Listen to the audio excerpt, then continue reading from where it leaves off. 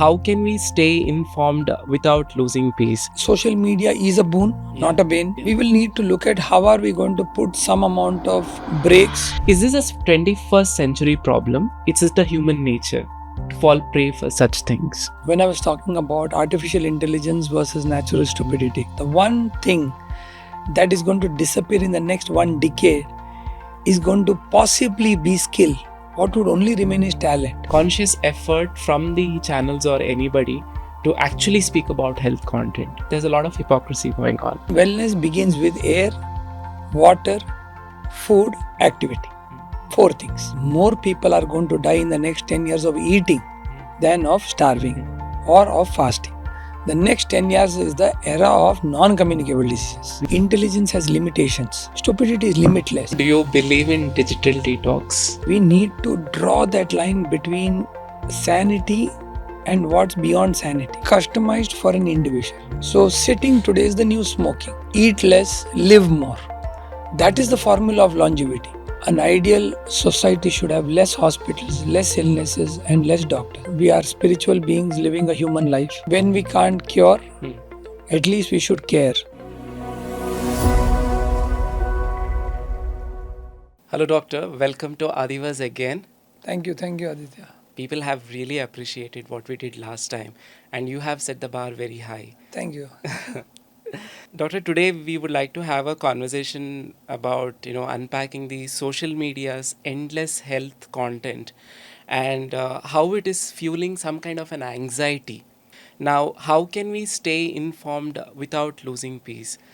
We see a lot of healthcare influencers, right? I'm not saying healthcare influencers, health influencers. Credible information can also lead us to a lot of anxiety. So how can someone, stay calm or consume this content in a more responsible way? Okay, interesting. So Aditya, I think I don't want to get too judgmental on this entire thing, but I've been having my own perspectives looking at the way things are evolving. What's interesting for me is the way and the rapidity with which social media content generation is globally changing seems to be something which we are not able to catch hold of. So whether it's the millennials, the Gen X, the Gen Alpha, now the Beta, whatever, we are going to see that there is going to be a sea of change.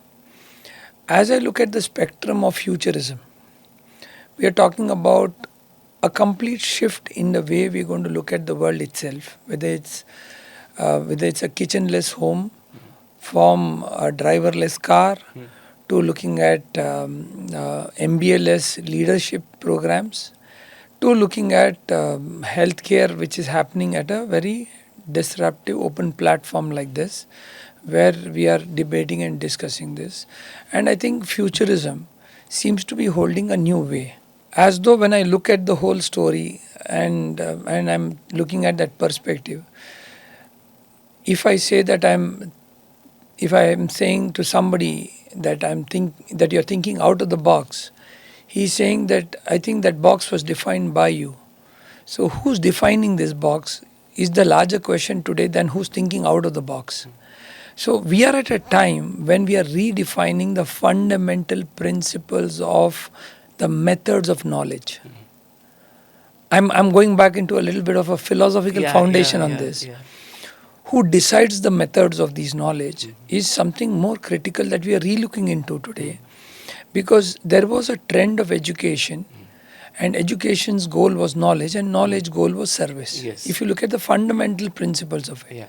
Now I am going back to those basics and saying technology got super added into this layer and disrupted the entire ecosystem and said education, knowledge, and thereafter the services that come out of it to help and kind of assist a fellow human being or an ecosystem is what was the ultimate goal. And technology came with a democratized manner, very democratized manner. Yes.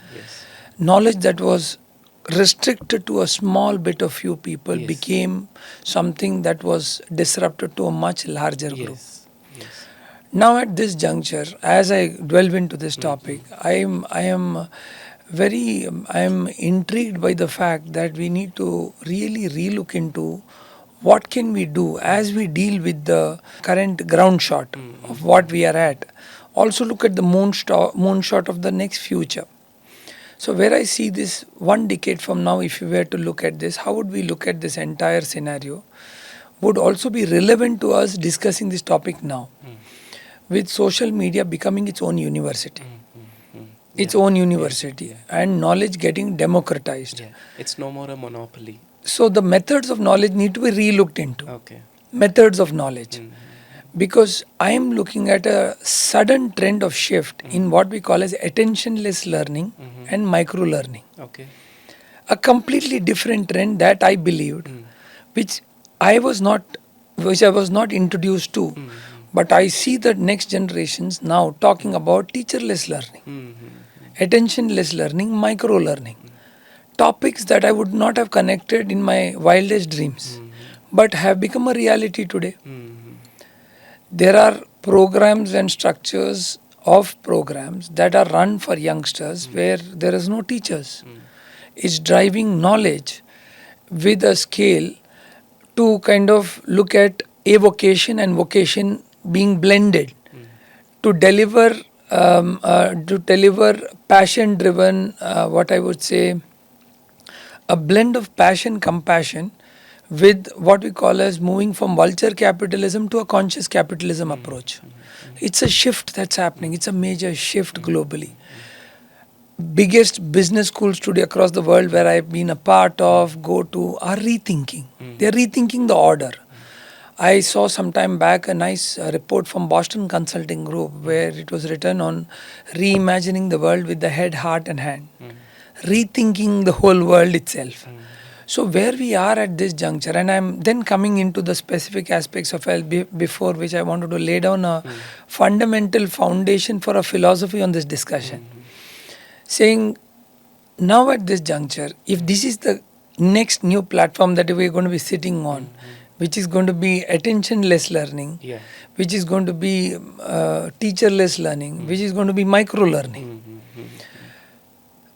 How are we going to rebuild this whole narrative? And in this entire thing, how are we going to make it more relevant for us to consume knowledge, to be used for our vocation or avocation, Okay. is what I would like to bring this to. Okay. With this context and setting this platform at this juncture, I would now say, let's take up and say, what's social media doing with health influencers or with this, with a democratized data. A democratized data today is suddenly seen with social media through a particular concept called mass customization. Okay. Yeah. Okay. Right. I read this very interestingly in a book called Future Proofing, in which they spoke about mass customization. What is mass customization? Today, healthcare has never had mass customization, but some time back, if you go, this has slowly entered industrialization. Industry 4.0 was looking at mass customization. A classic example which I use regularly is Starbucks. Oh, yeah. Starbucks is a classic model for mass customization. That means you get coffee, Yeah. but it's just coffee, and that coffee has filter coffee, French press coffee, Americano, machine coffee. It's got vegan coffee. It's got its coffee Yeah. in all its spectrum. Yeah. It's mass customization. Health is entering into the world of mass customization. Yeah. And as it enters into the world of mass customization, on one side, the foundation of science on which health is based on is being re-questioned because of personalized care, because of precision care, which has entered the world.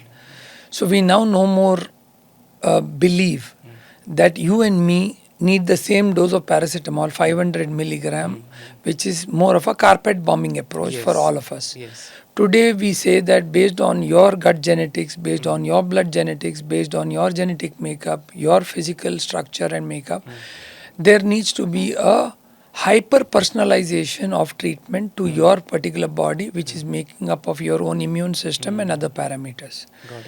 Similar that to me.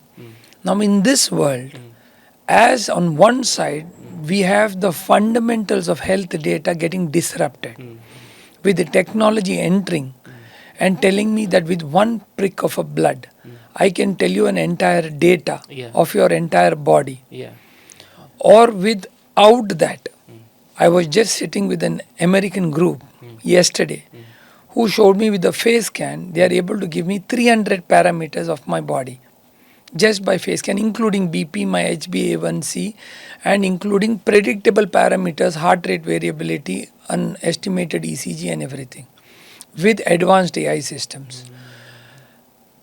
I am somewhere intrigued and curious also to know how are we going to rethink the future, reimagine the future, and in this context, how do I fit in the context of social media influencers and healthcare advisors who are there out there and segregate them?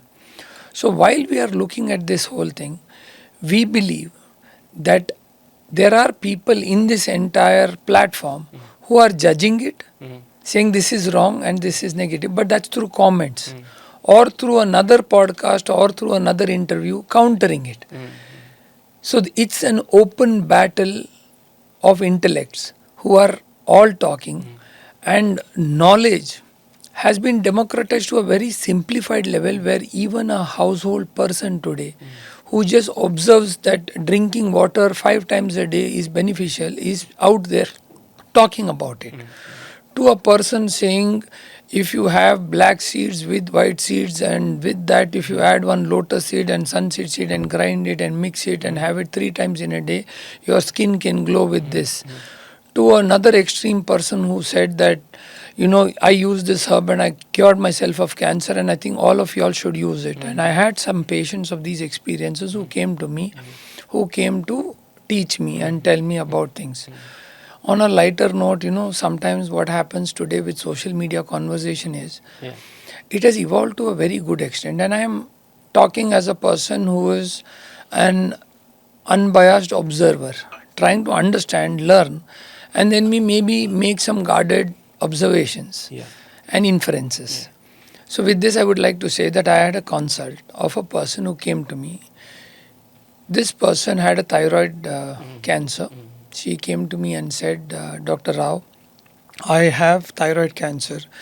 It is at Bethesda 6 and Thyroids 5. The ultrasound is showing these findings, and I've done my FNAC, which is showing Bethesda 6, and I have got my thyroglobulins done. I've done my thyroid markers. I have looked at the entire findings, and I believe I need a thyroidectomy at this juncture, which I would like to schedule in a month. The point is that I know that your center already has nerve monitors, and so I would prefer that you use nerve monitors during my surgery.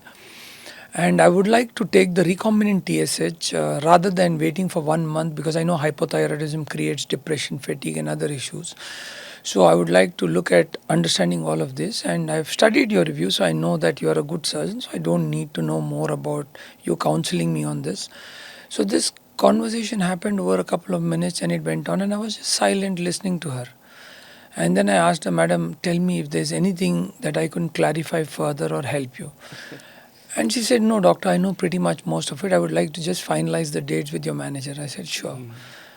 And with all humility, I told her, I feel very guilty charging you a consultation, because there's so much that you know and there's so much that you've taught me today. So we both smiled, and she said, no, I love to read. And she said, I wanted to make an informed choice. The point I'm making here on a lighter note here to you, Aditya, is my anesthetist who met her also told me, Vishal, I would request you to come after the OT starts, because she may help you find the nerve also. And I said, she's knowledgeable. I said, it's a good time. Look at this, that if you are confident and if you are actually a good doctor, remember, this is the time of an informed decision. I understand sometimes we get very angry, frustrated, saying, why is it that Google Doctor is giving us all guidance? Chat GPT is adding to this whole thing. But I would say that we need to understand and embrace this and say, we are at a point in time where knowledge is going to get democratized. Informed decisions are going to change the way things are going to be looked at. That means it's no more going to be driven by clinical decision alone, which Yeah. is dogmatic, Yes. sometimes prescriptive alone. I use the word hand to mouse syndrome because on the flip side of the story is a doctor sitting with a mouse, Yeah. going to the computer and clicking on Yeah. it, Yeah. and the healing hand is getting sluggish. Yes. Yes. So Yes. somewhere reinventing the wheel is Yeah. required. Yeah. So Yeah. I still today believe that while I have my mouse, Yeah. I still believe my hand also has to move Yeah. a little bit and also use what we call the hastaguna and Yeah. the healing touch Yeah. Yeah. to make that difference. And I think Yes. that Aditya, for me today is very very relevant, very important. That as we talk to the new medicos, as we talk to people, what social media is bringing into a context, which I think is very very important today, which I take as a positive note is today the most of the lifestyle diseases that we are facing with are a part of what I call as diseases of discipline. Oh, yeah. Yeah. Diabetes, Yeah. hypertension, Yeah. obesity, mental illnesses, stress, name it, all of these, including cancer and others, Yeah. are a part of lifestyle related Right. Right. problems, Right. including Right. food. Right. So I see a lot of the videos that I've seen have inspired me. Mm-hmm. Okay, and that means that the people sitting and sharing it out there are not foolish. Yeah. So there is some kind of wisdom that is creeping in, some kind of wisdom that is Mm-hmm. creeping in. And I would like to maybe share a joke at this juncture and tell you on a lighter note that there is a nice saying that what's the difference between stupidity and intelligence? Yeah. Where do you differentiate the two? Uh-huh. Stupidity, the biggest difference between intelligence and stupidity is that intelligence has limitations. Mm-hmm. Stupidity is limitless. Yes. Yes. So, on one side, you cannot take it to the other spectrum of stupidity. Yeah.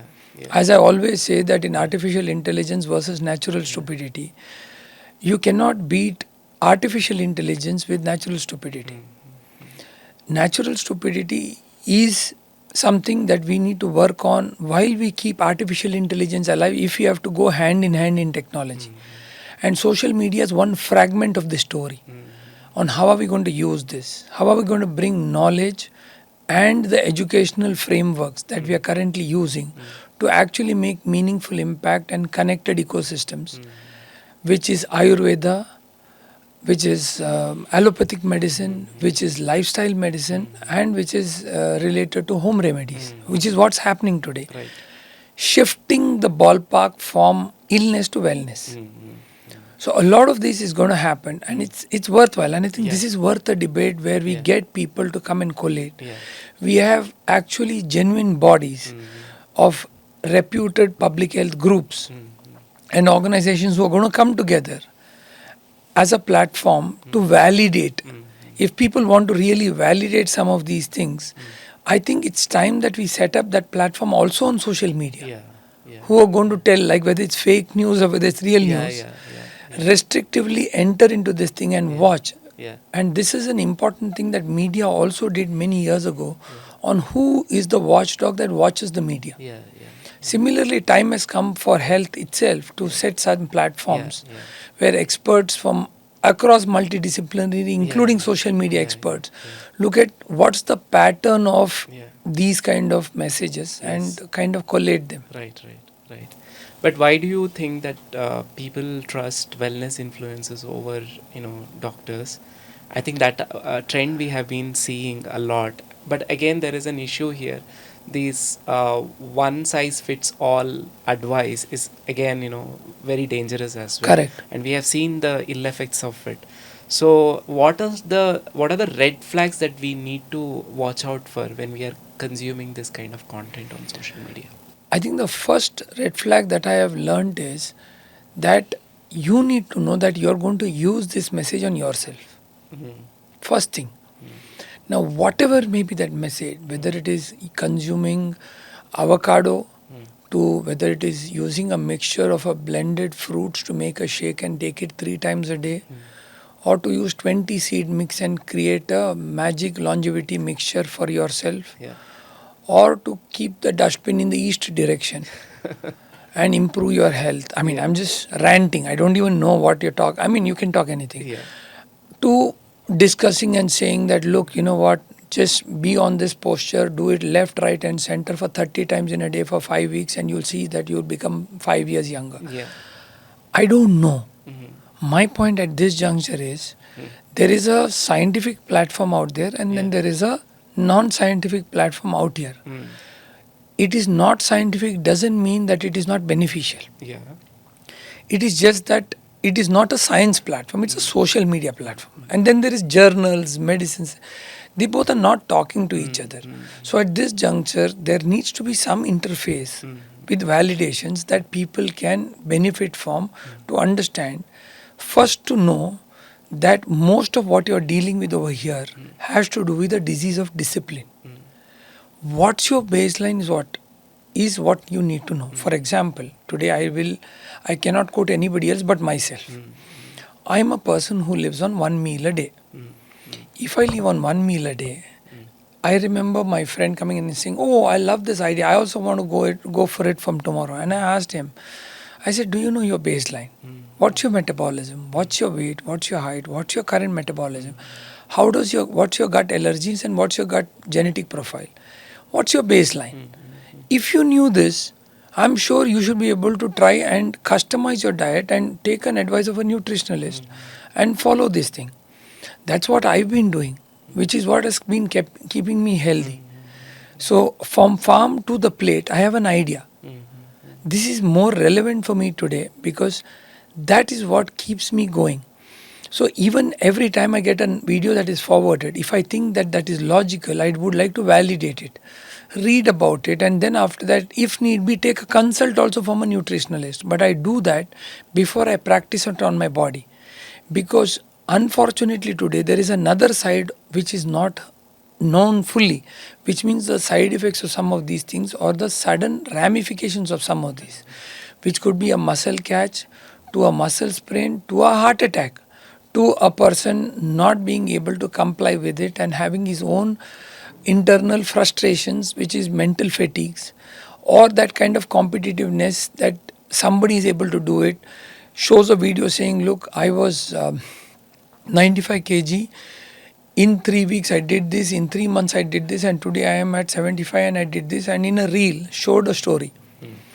And somebody else went to try it. And today, he is sitting under under a detailed checkup because he had a metabolic failure with the liver which actually had more complications, or somebody else who urgently went and did a bariatric surgery and got back to the same weight in 6 months because they went in and did something because they saw a reel and said, now what happens is, this is what I call as the now or never, do or die syndrome.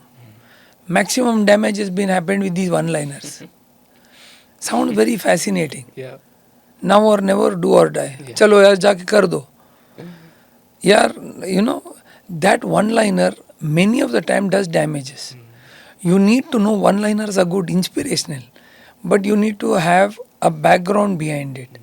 And that is the logic that I believe that we need to impart and say that sometimes foolish can ask more questions than a wise man can answer. You cannot come and embrace all of these things and say, I'll put it all into a basket. Astrology, black magic, working, all of these are related to health today. Or whether I'm talking about understanding and looking at mantra chanting, looking at puja during these Navaratris, looking at idols, looking at products.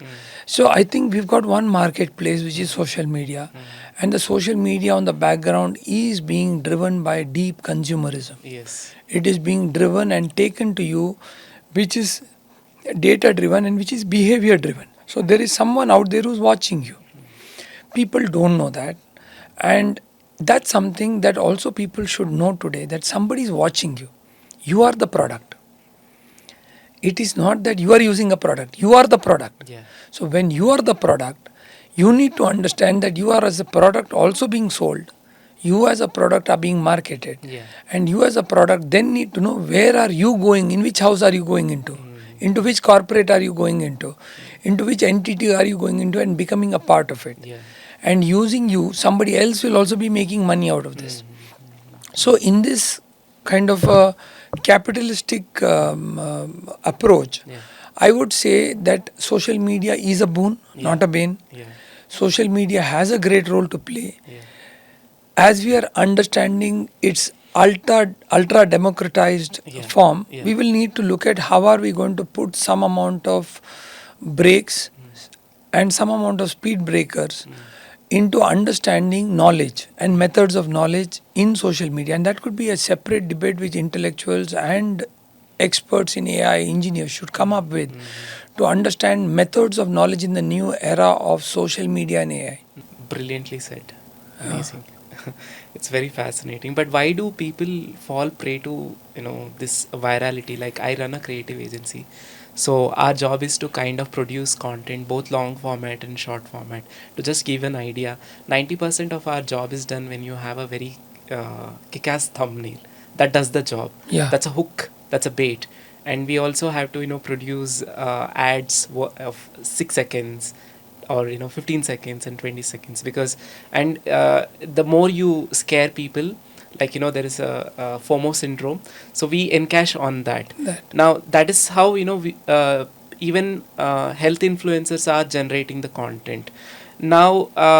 I think even social media algorithms, are taking taking advantage of this thing. So now now, from a human psychology point of view, this thought came to my mind today in the morning. Is this a 21st century problem, or or is it the human nature to fall prey for such things? So, the way I see it is, we are at a time in history which is very interesting when we are at crossroads of various disruptions. We are at crossroads of various disruptions. Let me put it in and let me give a context to it. I was giving a talk somewhere in 2018 when I was talking about artificial intelligence versus natural stupidity. And while I was speaking about this entire topic, I was talking that there are going to be four phases of AI. The general intelligence, where we are currently working on, the narrow band, or the general intelligence, which is Alexa, Siri, which is just listening to our commands and responding to us. We've moved towards limited memory AI. Elon Musk has already made the driverless car. So that's also come inside. Now, Stephen Hawking, and I was remembering some of my conversations with some of the experts and scientists in Cambridge when I was sitting there under that Newton's tree with Ramanujan's grass, or seeing the Eagles pub where Watson and Crick got the idea of DNA, and we were just having our own lighter conversations on. And they said Stephen Hawking, who was also one of the pioneer thinkers there, said that when we reach the theory of mind is when we need to start getting worried. Okay.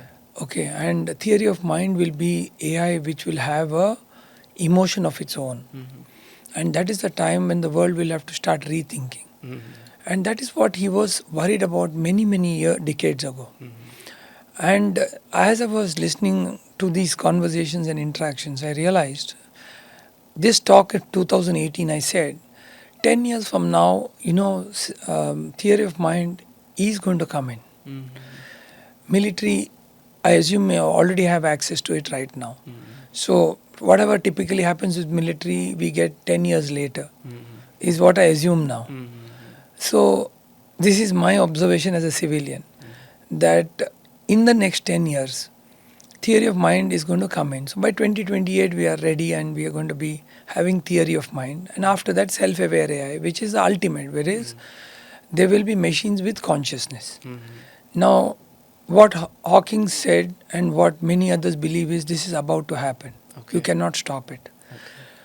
Let me tell you, 2018, after that talk of mine, which I gave in Mumbai, 2022 July, I read a nice article. Blake Lemoine from Google has been put on gardening leave because he cracked the theory of mind. Okay.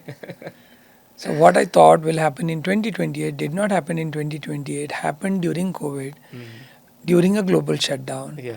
where there was nothing much happening. And people said nothing much can happen and the world order was changing. and we had to relook at everything. So we are interestingly at a time when timelines itself won't matter. Yeah. We really don't know how time spans are going to shrink Yeah. with the way technologies are going to emerge. And that's going to disrupt things very rapidly. Okay. So, to bring to your question, saying how are we going to deal with this, Yeah. and how are we going to actually bring relevance into this topic of knowledge using this kind of platform? I believe in this rapidity of change where we are actually moving towards self aware AI and theory of mind. We are touching limited memory AI. We are moving and cracked agentic AI in health, where my teams and I'm working with a group who's working on molecular agentic AI, evidence mining, combining that with special language processing, myself learning on these bits. Because time has come when you need to be relevant with the current trends. It's very interesting that I was discussing the one single thing in the next year, next 10 years that is going to disappear. The one thing that is going to disappear in the next one decade is going to possibly be skill, Yeah. will disappear. Okay. The word skill will disappear. I'm just doing a future scanner. I'm just not being a futurist. I'm just doing a future scanning. And I'm saying that at this juncture, the way the trends look like seems that if you remove the word skill at this juncture from the future, what would remain, Aditya? Okay, what would only remain is talent. So the next generations and the current generations that are going to deal with the absolute new revolution of technological innovation, Yeah. Yeah. whether it is AI or something above it, Yeah. will be ultimately merging into a conglomerate of fundamentally deciding how are we going to deal with these frameworks. And which is why globally we've got thinkers who are and philosophers and people who are understanding the philosophy of science. There are curriculums on ethics in AI coming together to understand how are we going to work on this. And if you have to remove skill completely from one's dimension, which today we are living in, we Yeah. are living in a skill based atmosphere. Yeah. If this entire room we were to remove skill completely Yeah. and say that skill is no more required to set up the mic, Yeah. Yeah. skill is no more required to set up that camera, Yeah. skill is no more required to edit this audio, Yeah. Yeah.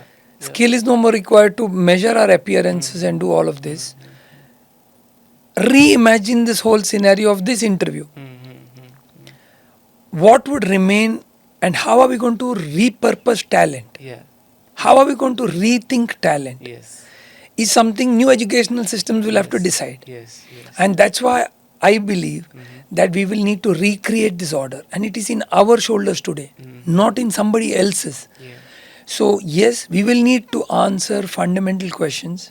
We will need to take the burden of controversies. We will need to take the burden of disagreements and rethink, redebate on this and help in creating the new order as it changes. And embracing it or rejecting it is something more complex of a debate which we may not be able to deal with right now. Yeah. Yeah. Yeah. Absolutely. I mean, your answer is something beyond what I had actually expected. Yeah. We are going one step above. So, anyway, I'll just come back to this another intriguing thing that I came across when I watched a video that was forwarded to me on WhatsApp, where this leading news channel aired a 1 hour episode on how bad it is to consume the kind of street food that we consume on a day-to-day basis, and India is in at the verge of health crisis. A gutka ad over and above this as a super. Now it also led me to think that there's no conscious effort from the channels or anybody to actually speak about health content. It's all, there's a lot of hypocrisy going on. We are all being affected by this content. How can the media channels or these influencers can be more responsible? or act responsibly? I'll start with the interesting quote that I like to tell in every get together or party that I share with my friends to trouble them. Mm. I enjoy this. So I tell them, I said, look, all the good things in life are unhealthy, illegal, injurious to health, or married to someone else. This is a fundamental fact. And with that note, they all look at me and say, you know what? Because we were having with French fries to burgers to pizzas to this and all the junk food put together, we were sitting on all of these. Yeah. And I was like, no, I said, I don't eat this or that or this. And I was on a lighter note joking on this. Aditya, I want to say that today what has happened is health is a personal, important matter that everyone needs to own. And health begins with wellness. And wellness begins with air, water, food, activity. 4 things. That is going to keep you alive. Yeah. Simple. Food is the fundamental building block.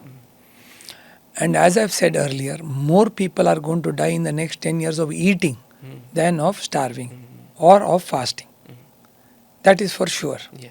Yeah. The next 10 years is the era of non-communicable diseases. I take myself, get dressed up, go out of this place, take your nice lift, go down, go to my car, go to my hospital, take the lift, again go up, sit in my chair, come back again go back home, and this way, and eat a lovely meal, and then go to sleep. So the metabolic system is under stress. Your biological systems are under stress. Yeah. So sitting today is the new smoking. Yeah. Parallelly, if you look at our content of, I would say the concept of what WHO very nicely summarizes as farm to plate Yeah. is a complex problem. From the farm, wherein you are seeing pesticides, preservatives to unhealthy soils, to poor crops, to using, where the farmers sometimes think using more pesticides is better for the crop, to using illegal pesticides. And educational programs being so complex for farmers, it's not easy to sit and educate. I know of organic farmers, organic companies that are running organic thing, and how difficult it is to sustain that business of organics and sit and educate farmers to change behaviors when markets there are asking for a different kind of a demand. To moving towards logistics, and logistics that actually conserve freshness. Transport and logistics that conserve freshness. To thereafter the retailer and distributors who have to maintain that chain, and then come to your house and then plate. It's a complex story.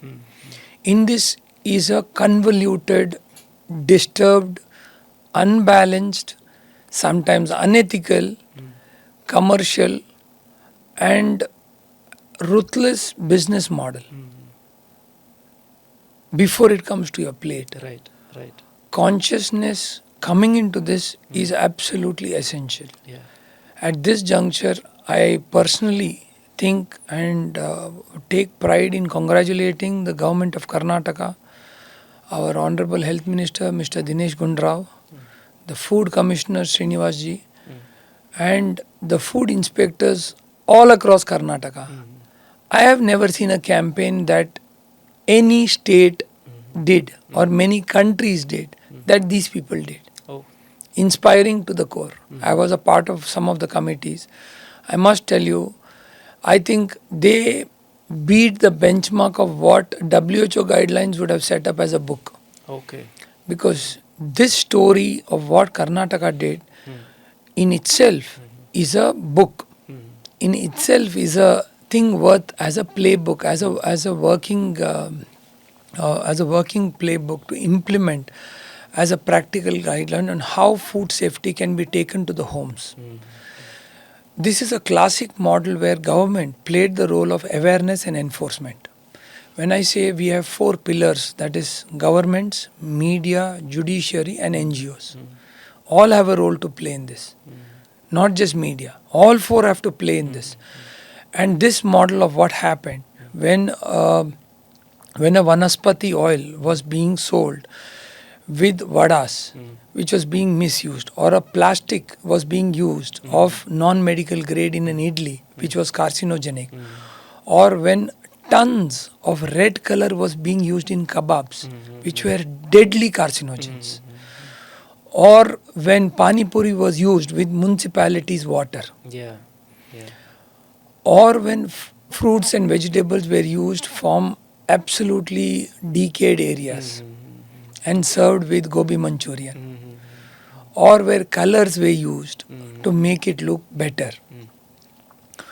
or when calcium carbide was used to ripen the fruit urgently, or when apple was used with shoe polish to make it look more shiny, or when triple refined sugar was used with beef bones, or sometimes dog bones, Yeah.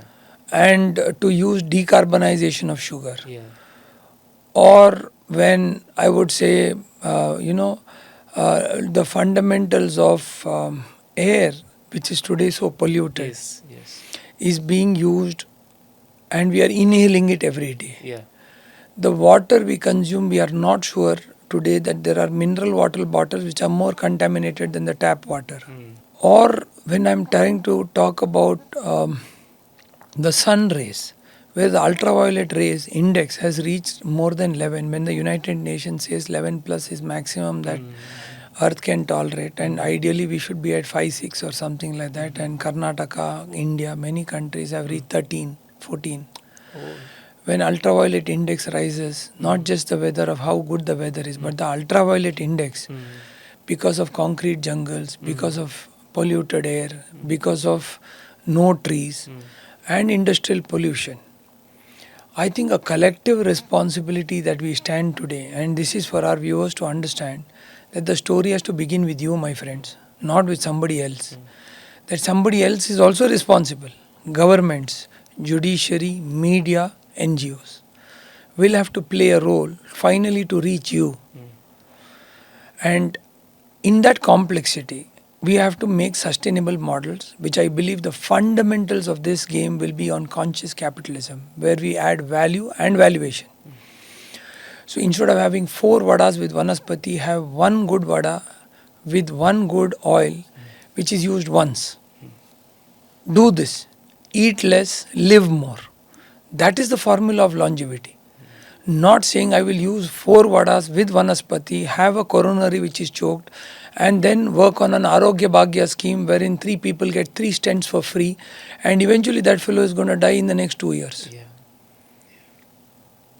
And that is the current trend I'm worried about, that healthcare today, as we define it world over, is disease care. There is nothing about health. Public health policies need to be framed, which need to be the fundamental bedrocks of our philosophy of science, of our methods of knowledge. Yeah. An ideal society should have less hospitals, less illnesses, and less doctors. Then we call it as a healthy society. At the Sathya Sai Baba's recent conference on human values, I was asked to come and speak together on values and human values and health. And I have been volunteering with the Sathya Sai Seva organization for many years. I had the opportunity to operate at the super specialty hospital on some of the patients. It's one of the most exemplary example of a free hospital, because of what Sathya Sai Baba Swami would say, that healthcare should be something that should be offered along with education and water for free for people. So in that philosophy of it, I often used to volunteer there, and recently they asked me to come and speak over there at the conference on human values as a part of the commemoration of his 100th centenarian birthday this year. I was sitting to think on what would I be speaking on. And this was next to Sathya Sai Baba Samadhi where I was speaking, and I was all the more inspired that Bhagwan Sri Sathya Sai Baba and the contributions that he did to the world by showing the world that there could be a hospital without a billing counter was a very beautiful example for even doctors and to aspiring healthcare professionals, to reiterate the world that a healthy society should have less hospitals, less doctors, less illnesses, and that is when we call it as a healthy society. I am reminded of a very beautiful story in that context, that there were three doctors who were living in a village, and somebody asked the father of that of those three children, saying, we hear about your elder son, and he's so famous across lands that people come to him even at the time of last breath, and he's able to revive them. But we've not heard much about your other two children. So tell us more about what do they do and how do you feel about each one of them. This man very gently replied and said, my eldest son is known across lands, and people throng from across the world because he is able to bring them from that last breath and give them life. I am very proud of him. But if you look at my second son, he is a person who's an astute clinician, has a minimal practice, but he's very quickly engaging and is able to pick up diagnosis much earlier, and hence doesn't let them to go to those kind of complex stages in which people reach, and increases their morbidity and quality of life, which is detrimental. So I feel very happy when I see him, because he is an astute clinician who is able to actually prevent the suffering of these patients before it reaches that stage. But my youngest son is whom I adore, worship, because he is so busy working in the community for preventive care and community medicine that he doesn't want these people to become sick at all. So he said it was a very beautiful thing. And while I was sharing at this conference, I spoke on something that I have never earlier heard or had a context before, but I thought it was the right time for me to share this idea. We have a very beautiful saying in Sanskrit called Vaidyo Narayano Hari. At this conference, in front of the Samadhi of Sri Satya Sai Baba, I took the permission and the liberty of saying that Vaidyo Devo Rogi Narayano Hari. And I said, this is relevant for this time, because I somewhere feel doctor is not God.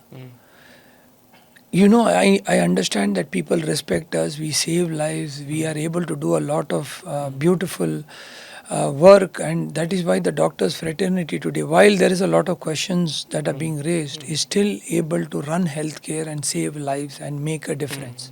The beauty today is, I think we need to have a complete shift in our philosophy of medical thinking, keeping Dhanvantari in front, that it is Vaidyo Narayano Hari, which is relevant only if we know the fact that Vaidyo Devo Rogi Narayana Hari.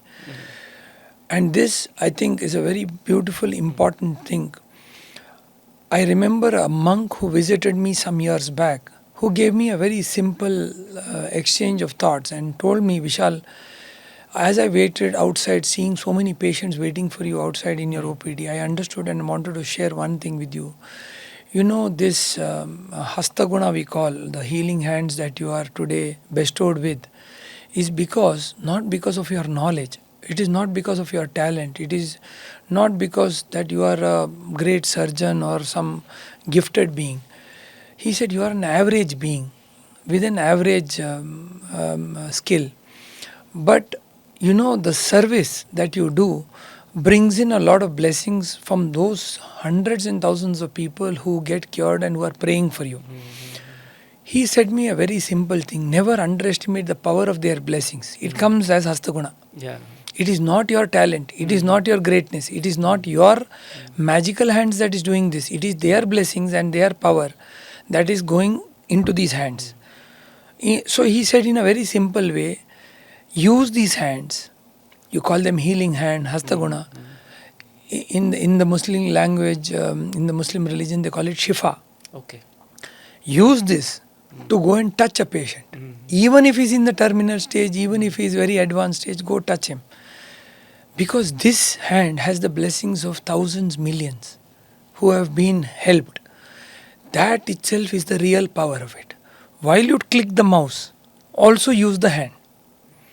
So we are in a blended era where you'll have to click the mouse, touch the screen, but also touch the patient. Yeah. you will be able to use the best of both. Yes. And I thought that was a very logical way. Now, with that comes the idea of individual care, which I want to shift towards the words that I've used today: informed decisions, the disease of discipline, Yeah. and coming back to self care, Right. self love, Right. self health.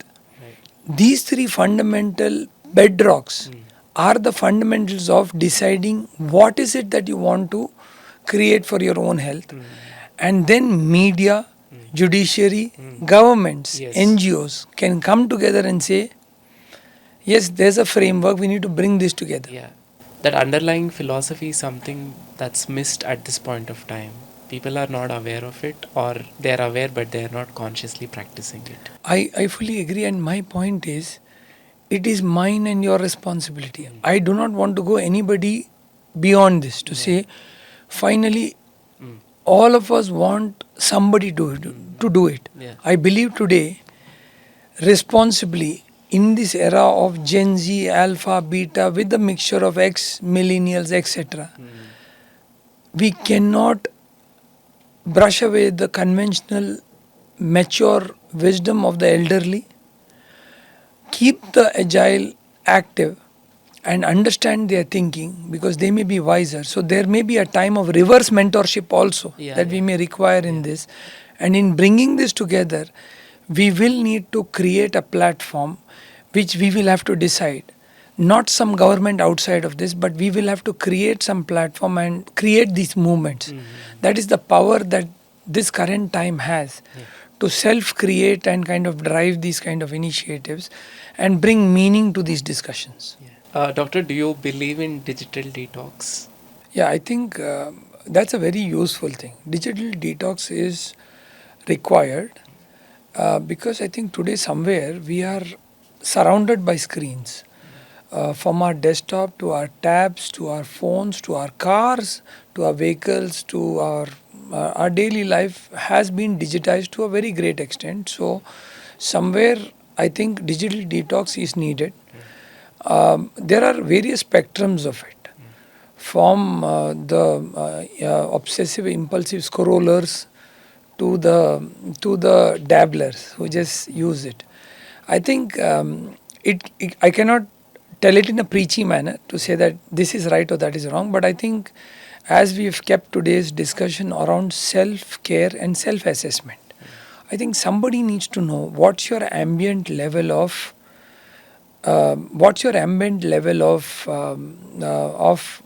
basic mental well-being, Yeah. because based on that, and because your digitalization is also affecting your behavior, Yeah. okay, and your mental health. Yeah. So if you have to connect the two, I would simplify it and say that your IQ has its fundamental in its EQ, which is the emotional quotient, and your EQ has its fundamental in your spiritual quotient. Yeah. Your spiritual quotient is nothing but your still mind, just to kind of keep it simple. Yeah. With the digitization, if your mind is constantly fluttery, Yeah. disturbed, not able to focus, not able to concentrate, not able to be productive, getting anxious, you're in the range of a person who needs a digital detox.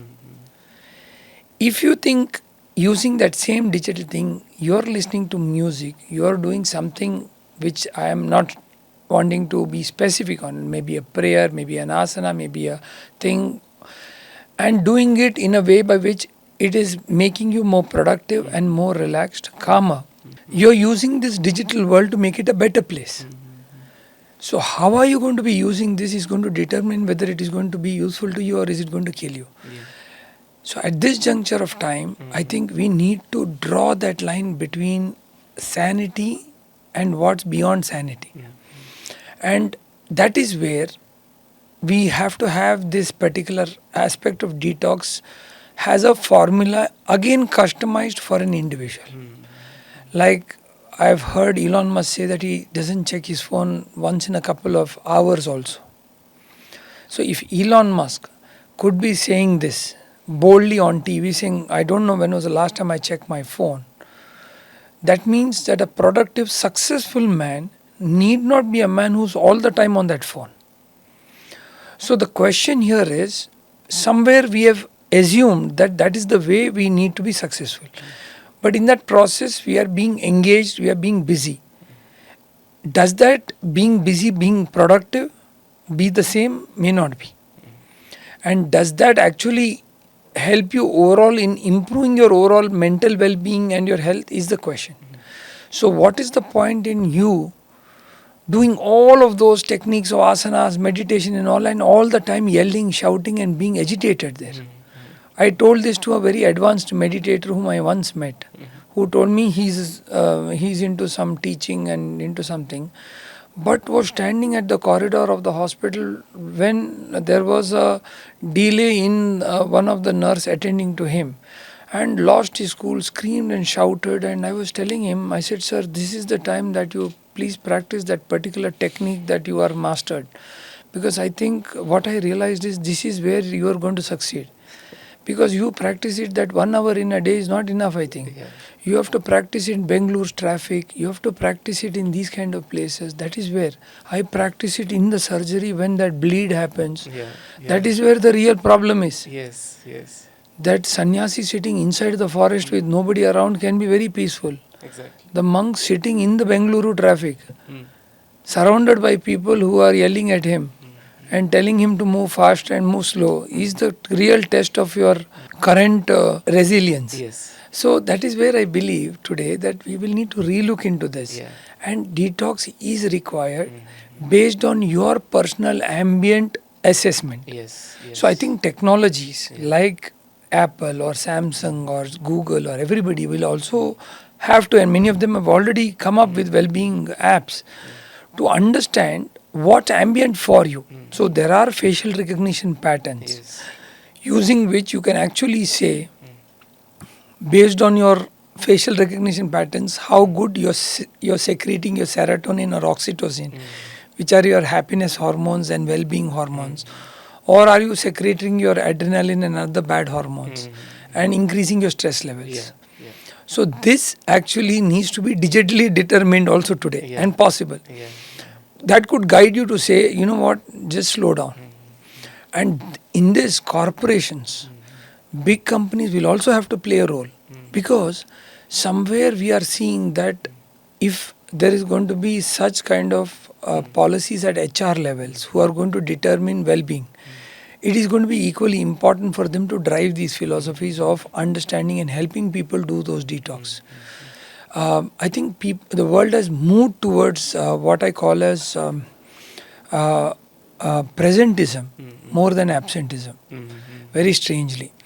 I was talking to some of my friends in Europe who have companies there, who are actually sharing data with me and telling me that when they analyzed presentism and found that a person who worked for one full week for 8 to 10 hours was less productive than a person who worked for only 3 days in that week for about 5 to 7 hours. So the fundamentals of productivities are being redefined.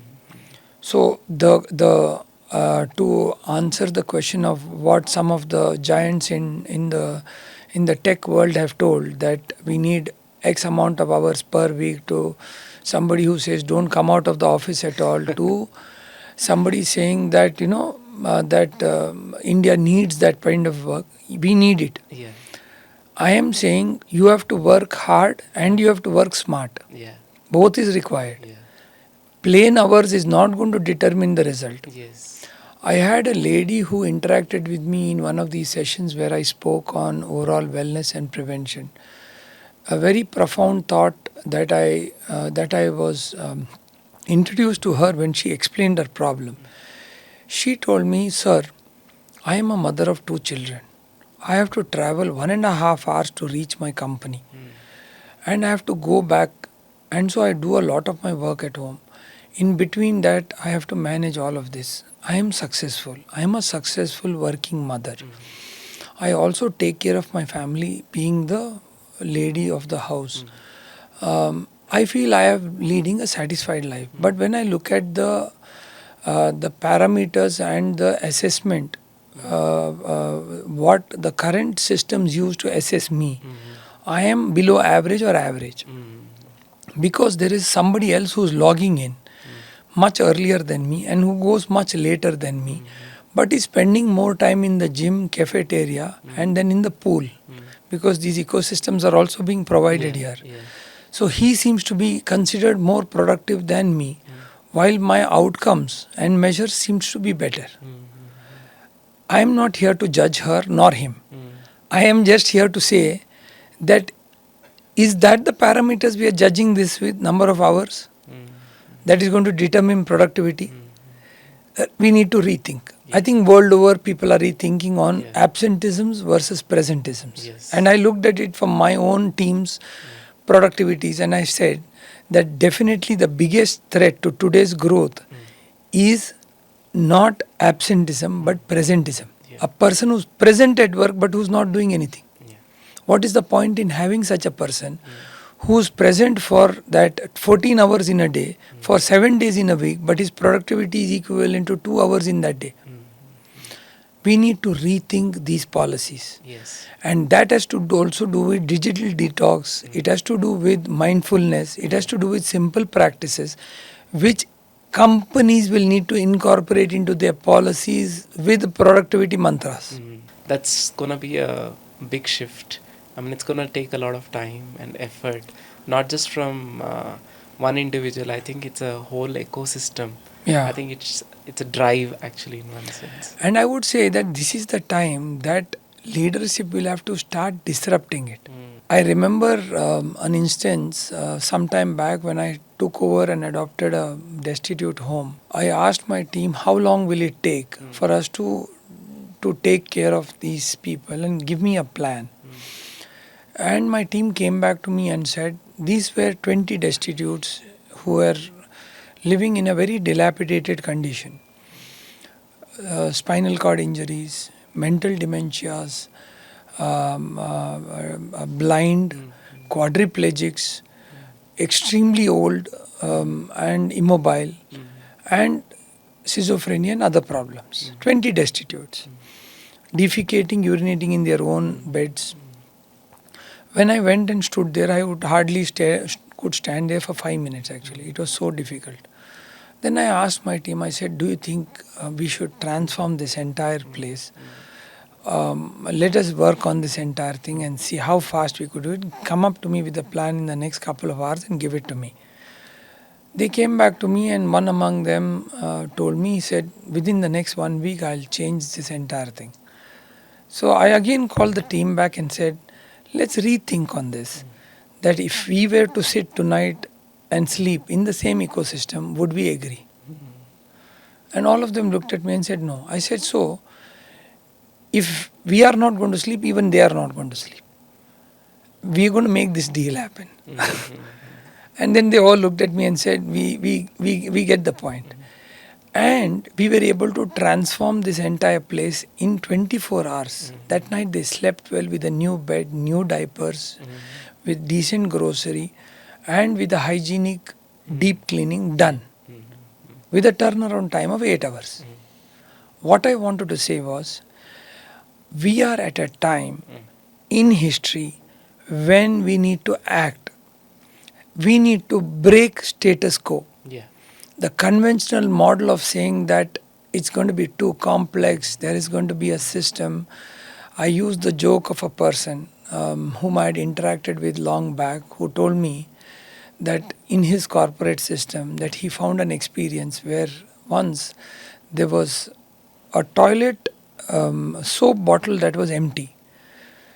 So somebody who came out told the janitor, and the janitor then after that told the manager of the floor, and the floor manager escalated it to the general manager, and the general manager then escalated it to the head of operations, and the head of operations said immediately we will talk to the group CEO and say that we need to act on this. And 3 days later the bottle still was not filled. So when they came back and they said we need to fill a bottle of toilet soap. So then came an email saying, I have a strategic plan to change the vendor. And that is how if systems are to work. Okay? We are not going to be able to disrupt Yeah. it. The fundamental thing was, can that janitor fill the bottle? Yeah. Yeah. Not to ask, can the vendor be changed by a strategic plan where the board and the top cluster C category people are going to There's sit down? nothing radical about it. It's just plain simple. As much as that. Yeah. And I believe today many people may be connecting to this story Yeah. and say, wow, that happened yesterday to me. Is happening today. And that is where I see status quo leading to frustration in systems building up and leading to presentism. Yeah. Productivity mantra needs to be given a new dimension. And that is where global organizations have started to rethink. You do not need to go to Harvard Business School to understand this, but we are here today teaching Harvard Business School or global organizations simple mantras of productivity, which is what we need in today's day. And I believe that it is we who will have to be change makers and drive change in this particular time. Absolutely. Experienced this when I was having my conversation with you last time. You spoke about having one meal a day, and then of course I did it without seeking a consultation, but then I reduced it to two, and I am finding it very very like it's been a year. Trust me, and I can feel the transformation. Like I can and see you glowing also. oh, okay. Yeah, I can see that glow. So thank you. So I think a small changes like this from social media that I have taken up, and then it has really helped a lot. And also uh, uh, for me, to be very honest, when while I was growing up, there were no conversations about mental health and things like that. And today social media has changed that. People have become more aware that it is important and good to have conversations around this, because that was the most neglected topic. Like I always say that for a just like a car, if it has to uh, uh, run, you need four wheels. So the physical quotient, emotional quotient, spiritual quotient, and the intelligent quotient, all the four things have to be very much balanced.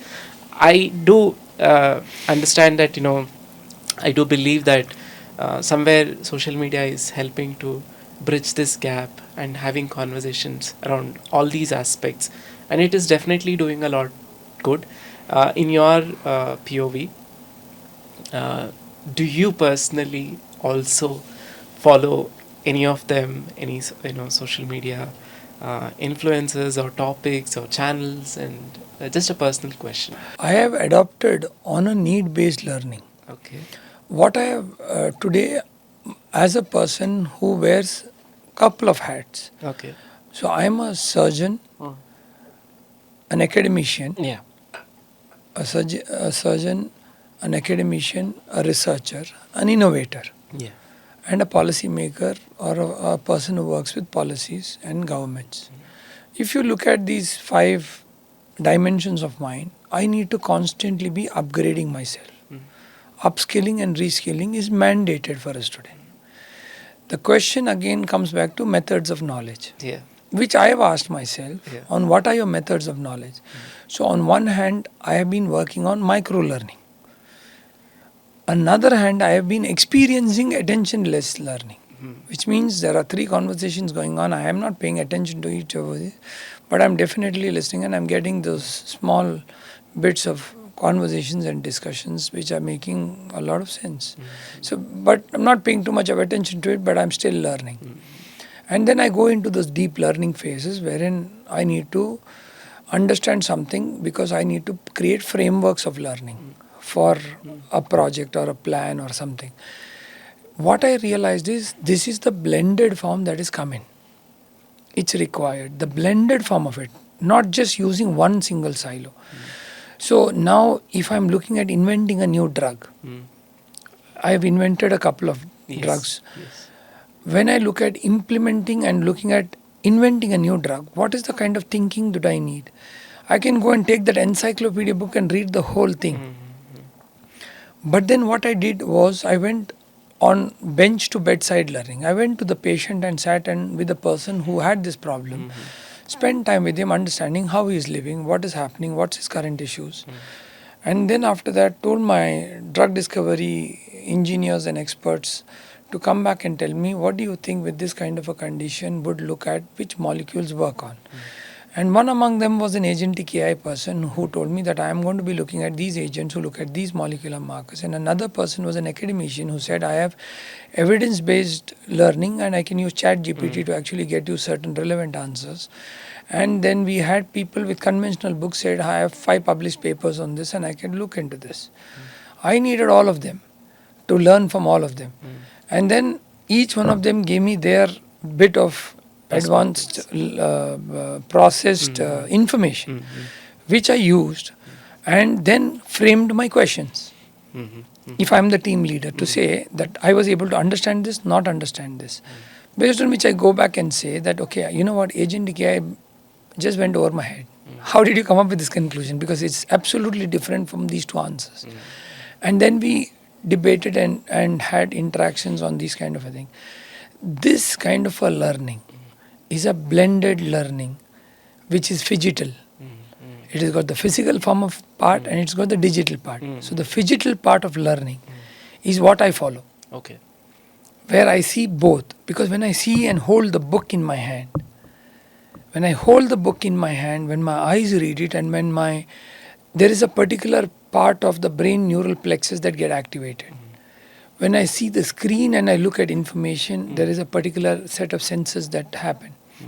And then when I listen, there is a particular aspects of elements in my brain's different zones that get activated.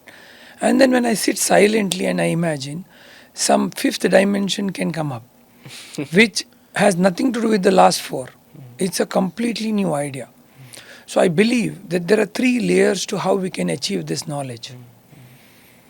The first is the form of intelligence that we acquire through this form of blended learning, which is the phygital format. The second is the form of instinct, which is a little more refined than your intellect, which you've got from this, but it's an instinctive kind of a thing that you get based on these blended formats that you go and hit instinctively. Now it has less logic in it. And it may not be connected with the lower layer of intellect. So somebody who sees that instinct says, why did you do it? It has to do with your behavioral patterns, blended with that intelligence and wisdom that makes you crack that. So like I always say that Newton saw the apple and did the laws of gravity. And Steve Jobs saw that apple and gave me an Apple computer that's not compatible with most systems. Each one has their way to look at that particular thing. So if you look at that layer, that is, I took intellect and then from there I took it to the instinct. That instinctively you and me, the way we'll respond will be different, which is behaviorally inducted in us. The last layer is intuition, which is beyond these 2. Which means among the 6 papers that were there, I took up one random paper and I said, let's do this. And they had nothing to do with any of those logic. When all of them agreed and said that only those 5 will work, this one won't work. What's the difference between instinct and intuition? Instinct is driven by your behavioral patterns that has been brought into you over years of induction from methods of knowledge, methods of education, which is family, experiences, family, teachings, influences from peers, influences from friends, influences from ecosystems, environment, workplaces, makes you a particular instinctive person who works on certain instincts. But intuition goes one layer above that, wherein you are working at a frame, of a framework, a particular layer, wherein it's cognitive. I call it the cloud DNA system. Okay. I call it the zone of what you call as connected intelligence and consciousness, where His Holiness very beautifully told me this too.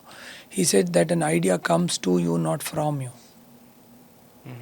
So all of us sitting here in this room are talking on the same thing, but an idea will come to 5 different people in 5 different things. Now, an idea is searching for you.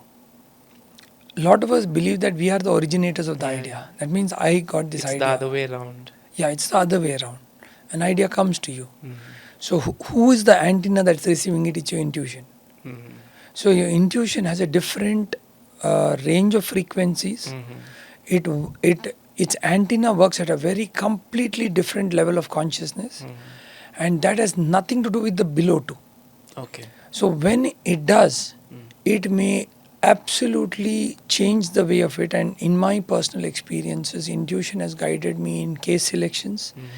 Intuition has guided me in changing a technique in the midst of the surgery Mhm. with no logic. Mhm. While my instinct always believed that I should do it in this way, my intuition said do it in the other way. I have had the most unusual successes of surgeries of cancer in patients which were driven by intuitions rather than instinct, and not by intellect at all sometimes. So there's a logic. There is a pattern of logic in intelligence which I follow 80 to 90% of the time Mhm. at a spinal level. Mhm. There is a 5% time Mhm. which I use my instinct Okay. when intelligence is failing. Yeah. Yeah. You just use your instinct because you have to just save a life. Yeah. Yeah. So I had a patient who was bleeding in the casualty in front of me and who was not able to breathe, and I had 2 minutes to save him. And to keep his BP alive at that moment in time, I had to talk to him, keep him awake, keep him alert. Mhm. And before we stab his neck to open his throat and make him breathe, I had 2 minutes to do that. At that point in time, intelligence shuts down. Mhm. And at that point in time, I was sitting on the table. Mhm. That is the stretcher, the table that was wheeling him into the OT, Okay. and talking to him on, so how is petroleum rates going in, because he was from the petroleum background, and what's happening with the petroleum business today. And he's just staring into my eyes, looking at me, bleeding, and he came in an emergency. And I kept talking to him about petroleum and saying, how are the current trends? Do you think that the renewable energy will be more answerable? And my instinct kept talking to him to keep him awake, because his entire life was petroleum. So I was just talking to him on petroleum for that 2 minutes until I put that stab on his knife on the Yeah. neck, did that tracheostomy, saved him, made him breathe. And then later on, a day later, he asked me, what was the context of petroleum? I said, I don't know, sir. I said, I don't know anything about petroleum. I just knew that I had to keep you awake for 2 minutes Yeah. to keep your BP alive. Mm. So, intuition, intellect, instinct. Yes. Now, that instinct drove me to say that just instinctively keep him alive for 2 minutes, talk logic to him, Yeah. talk something that he likes, talk something. That's all that connected with me. Yeah. So I feel an intuition then drives you into that OT to take that stab. Mhm. When you know whether he's going to live or not is not in your hand, Mhm. but you have to make that particular decision. It is sometimes that intuition that makes the choice for you. Mhm. And just day before yesterday, I met a patient of mine who was told that he had only 1 week to live. And my intuition told me that we should try this combination of tablets even if he's coming in his last stage of terminal illness, what we call stage 4C. I met him after 6 months, just a couple of days back, and I was thinking, what was it that directed my intuition 6 months back to give him those set of tablets and make this plan of combination? That has to do nothing with intelligence, and my instinct also was not very curious and pushy, but my intuition said just do it. So I would recommend and say that that all of this, as I learnt it more and more, one of my very profound interactions with His Holiness, the Dalai Lama, was on understanding science and spiritualism. And while we both spoke, he told me, Vishal, always be a great advocate of science. And every time that spiritualism is questioned, put science in front of it and become an advocate of science. Question it and actually prove it. Even Gautama Buddha believed that when it comes to a test between your own personal experience and my preaching, keep my preaching behind and keep your experience in front and test it. Don't chase dogma. And in this way, he said, every time that you're faced with this question, keep science before spiritualism and keep that science. And you will see that all these three will work in tandem to work with science, and spiritualism will be at the bottom of that class, somewhere telling you to connect the three. So I believe that this book that I would recommend to our listeners is a very beautiful book by His Holiness called The Universe Inside One Atom. Okay. It's a very beautiful blend of science and spiritualism coming together. Wonderful. Wonderful. So this brings us to the last question or the topic that I want to talk about. Like, how can we be responsible as creators, doctors, platforms, and even consumers? Because we are all a part of this journey, and how can we have responsible health conversations on social media? I think passion with compassion, because social media is a lot about passion. Yeah. You need to have compassion to understand that it's not just about the likes and clicks and shares, but it's also about the compassion with which who's going to reach out and use that information, and how is it going to impact him. Is a responsibility that is going to be owned by the content creator. So passion with compassion is absolutely essential. Value with valuation. As you make money with what you're going to create as a content, you'll need to have the values absolutely grounded in understanding that you're creating some kind of a karmic circle with this. By creating something as heavy as a content that you're going to create, lots of lives are going to get influenced, and that may have its own results. So you own the results of those actions. Yeah. So it's not that easy that you're creating something. So you need to own the results of those actions. Yeah. And that's why it's very important for us to have what we call as responsible content, that each content creator will need to have to understand the methods of knowledge and understand and own responsibility for creating that knowledge and dissipating it. Because after that, what happens and who consumes it also has a responsibility of what I would call informed decision. Yeah. Both are responsible. Yes. Yes. Yes. Beautifully said. And with this, we come to the end of the Thank you. conversation. If you would like to, just speak to our audience and say something, please feel free to do.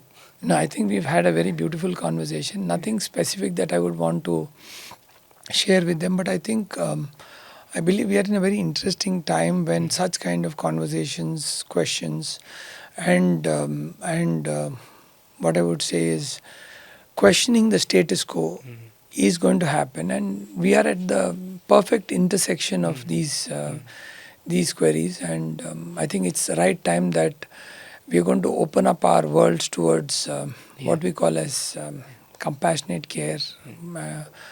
And fundamentally, I would say we are spiritual beings living a human life. Yeah. So we have more responsibilities on us. Yeah. And when we can't cure, at least we should care. Yeah. So with this, we are ending this today's podcast session. Thank you so much for Thank you. coming over. I Thank mean, you. I'm sure and I hope that we will have more such profound conversations Thank you, for our Aditya. audience. Thank you so much, Aditya. Thank you. Thank you. Namaste. Namaste.